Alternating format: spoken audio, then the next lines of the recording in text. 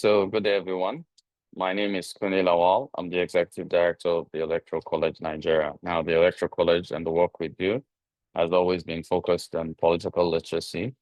We have expansive cohorts who train virtually. We have an internal simulation, which kind of mimics, running for elections, and then also participation in political parties. We're very focused on political literacy, and that's been our key. We have expansions to mitigate what we do already, bringing it down to electoral college clubs and secondary schools, of expansion to other African countries, trying to ensure that political literacy is key. Now, you cannot engage a system you do not understand.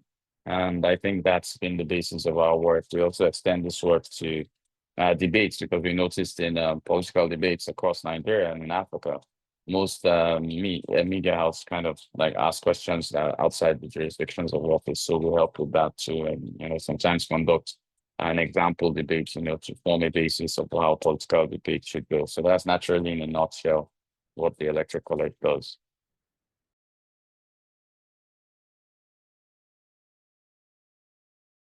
I would like to score individually and differently on different parts of the administration. So I'd like to start first with policy. Now, policies under the Tinubu administration have been quite ingenious. It started with, a move into stopping fuel subsidy and allowing the market forces work within the petroleum sector. I think this has been quite a good move. I wouldn't discuss the fallout, which is what subsidy money is being used for. We've seen quite a lot of money being given back in FAC allocation. So when people ask that question, I would say, okay, at least maybe there's a pointer with an increase in FAC allocation for what's actually being what used to be subsidy. With these basic policies like reduction in government spending as regards travels and trips. I thought we started that on a very fine note, but it seems everybody has gone back to status quo with everybody traveling at will again. The fact is reduced the travel setup as the number of people traveling was also an ingenious move to cut spending, but there's been some kind of spendings which are totally out of the ordinary. And I think for a government or a country trying to reduce spending, I do not think this is probably the way forward. There's been policies as regards agriculture.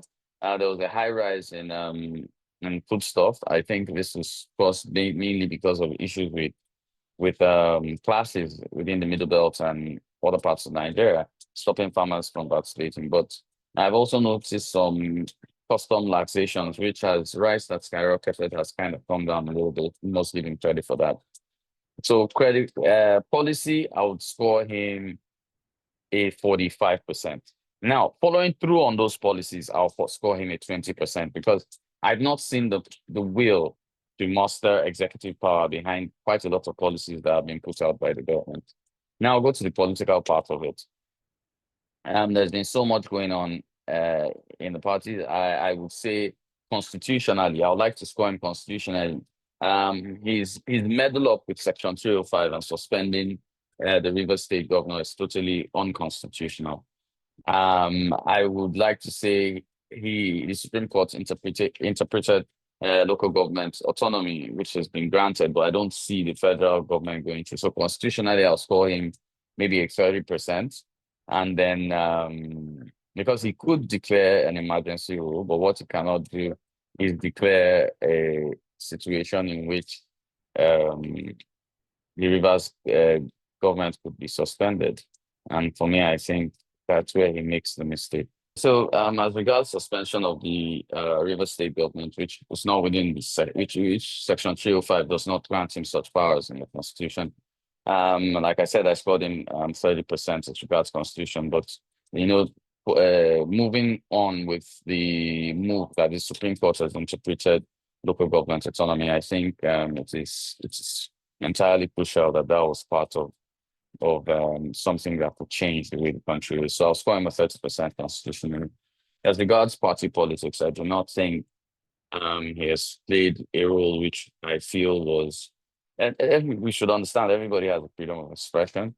Everybody also has a freedom of association. But, I think he's entrenched his administration more in party dominance than in projecting the country. So there's more songs about what APC is than there is songs about Nigeria. And I would say when you look at the work of even the NOA, I'll say they've done some work on orientation, but it's not substantial because they're explaining it from sometimes the party perspective than it is a Nigerian perspective. So you have those quagmires within his office. So generally, overall, I'll score Tinubu. Generally, a lean 32% generally in governance.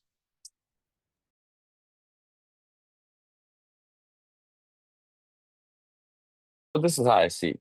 Nigerians are generally loose tongued. There are a lot of situations, names I don't want to mention, popular people don't. They've been a little off the defamation. Where the problem lies is that the rule of law seems to only apply to a certain set of people.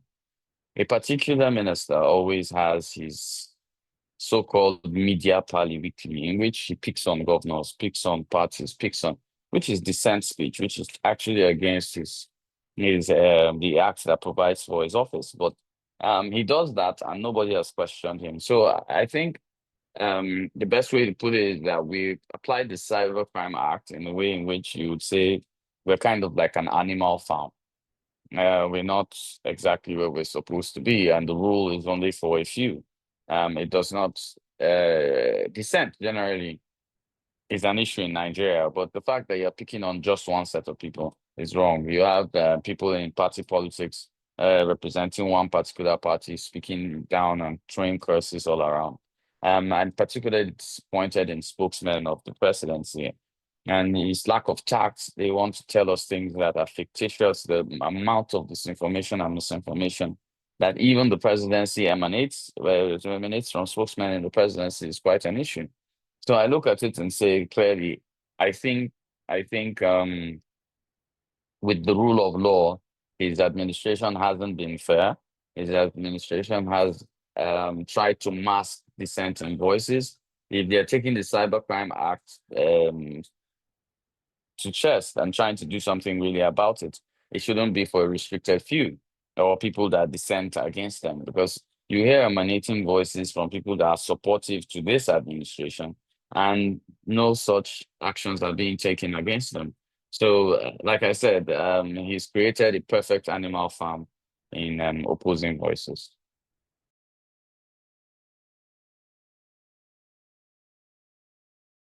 I think it's an orientation problem. First and foremost, we do not see ourselves as Nigerians. First key thing is that we see ourselves as Hausa, Yoruba, Igbo, etc. And we think ourselves like Hausa, Yoruba, and Igbo think themselves better than Efik, better than Tiv, better than Basa, or better than Tarok in Plateau State. We have built that is a sleeping problem, and I think we've let this go. I think with the advent of social media and the massive expansion of social media, we're just seeing these narratives play out. But this has always existed. Nigeria since 1960 has always played tribalistic politics or nepotic politics more. We've always played the politics of tribe. We've always placed the dichotomy of power is here, power must rotate here, powers, and the truth is we never sing Nigerian songs. So I think this always has been there. Like I said, we've never had a Nigerian president. When and the dress code in Abuja will tell you when it was a Bayelsan president, dress code was you know a particular thing.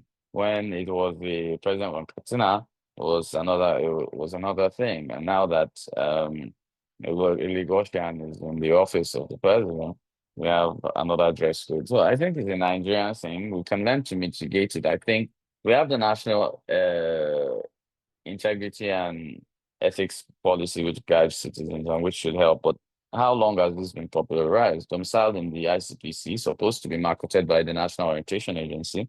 None of this is being done. So we do not have the right foundation to ensure we're Nigerians. I can tell you the most marginalized tribe in Nigeria is actually Nigerians, those who love this country, who do not see things by tribe, religion, or any other way. But that's another conversation. Anyway, the way I'd like to say, I think he's even his appointment. Number one, it's a Nigerian political thing to say we can only appoint our friends. If you like, go and appoint somebody you don't know. And that's always been the principle behind the kind of decisions we've made and the kind of things we've done. So I think if you ask me in generalization, I don't think this government is any different. There's nothing special about it. It's just carried on the blend of what happened in 2015. And let's be clear, in 2015, when there was a massive race between Goodluck Jonathan and that's then President Goodluck Ebele Jonathan and incoming eventually President Muhammadu Buhari. We started a politics of really negative comments. And I think this was perpetrated by people that were 50 and 60 at the time. And they thought it was normal. I think the 18-year-olds abandoned it. Hence, there's so much betrayal in, opposing parties now and the kind of conversations we see coming from the Women's group or the articulated group and now the mandate group. It's just so much a fracas. And I think because we also have not, INEC has not instituted the Electoral Act on such negative comments, it's been allowed to run within our elections. And here we are today with quite Nigeria at its most nepotic state. But this is not to say that after fighting each other on Saturday on a poll or something, on Sunday we're in churches and on Friday we're in mosques having Thanksgiving across inter-tribal marriages, which are still massive, and we still go to Owambe's parties and nobody asks who made small chops or whatever. So I think it's just the thirst. Anytime you see that, it's the thirst for power. I don't think Nigerians deep down inside are tribalistic or sentimental or nepotic.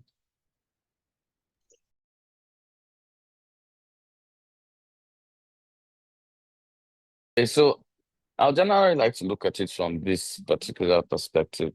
I do not think at any time, that Nigeria is a one-party state. There was a time when 35 states and the FCT belonged to a party and just Lagos was with another party and nobody called Nigeria a one-party state. I think this narrative is being sold, just to whip up sentiments and I don't think we're a one-party state. Even within, and let's be honest, even within the party APC, you can see during Muhammad Buhari, the CPC faction was enjoying a lot of things. And now under the Tinubu administration, the ADF faction is enjoying a lot of things and CPC is cut out. So even within the APC, there are parties. So you can't critically say Nigeria is, say, one-party state. I don't think that narrative is correct. I think it's a little this thing. And this is the first time we have about 5 parties in gubernatorial position. We have the NNPP in Kano.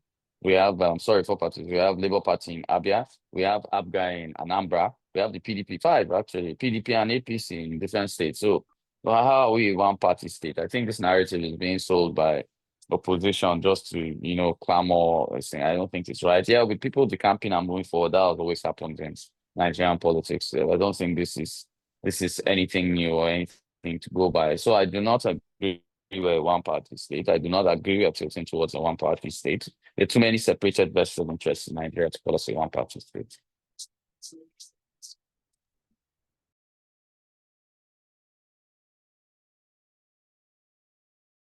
What's so interesting is that the opposition is the one opposing the opposition and ensuring that the opposition doesn't go anywhere.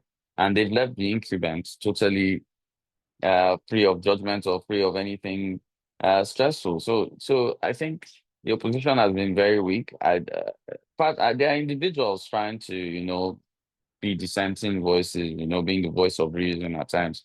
But a collective front, I think the spokesmen of the opposition are totally bewildered. I think they're out of their reach. The incumbent is having such a party because of the weakness of the opposition. Right now, opposition in politics is saying what is irrelevant and not exactly policies or projections that could help improve the country. So I think that this particular set of things are just totally, I don't know, they're harmful to our democracy with the way opposition has acted and everybody else has played the game.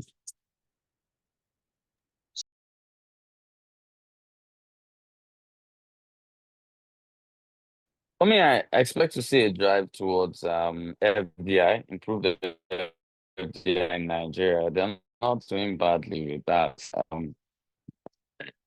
I believe foreign direct investments could help with our situation. I have a serious problem with the amount of borrowing going on, especially the new request from the President of the National Assembly.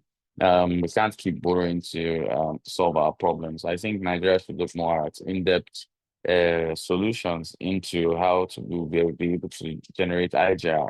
And I think the presidency should learn to divert its interests. With the money given to states and local governments, I believe a lot of projects can be achieved if those money are put to use. I would very much be looking forward to prosecution of local government chairman in cases in which they've mismanaged resources.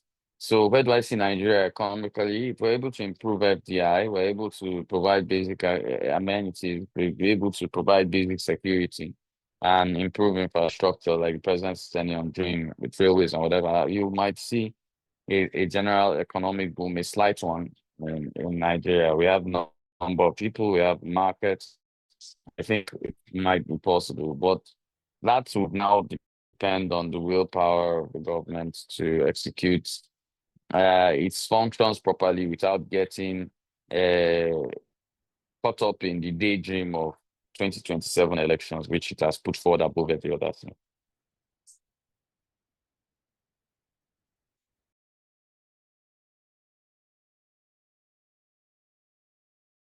I think there's a lot that can happen in between now and 2027. It will be foolhardy to give a clear prediction, but as of things on ground now, we haven't seen anything that I think is surmountable to unseating the president.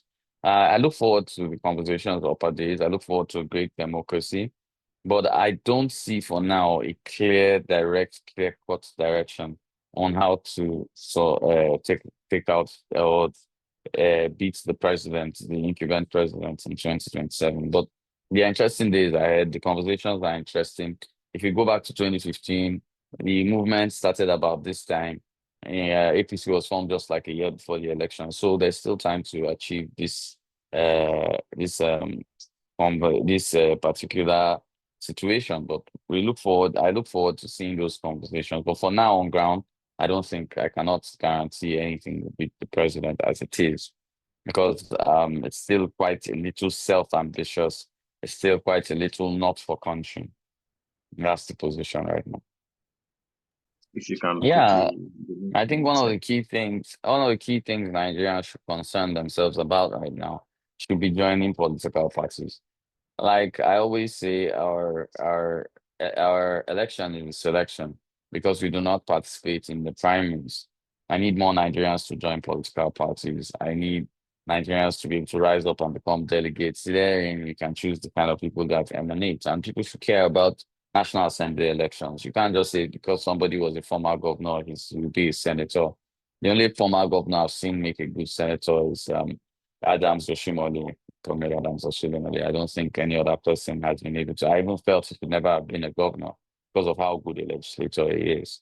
So I look forward to Nigerians joining political parties to help improve our democracy. Thank you.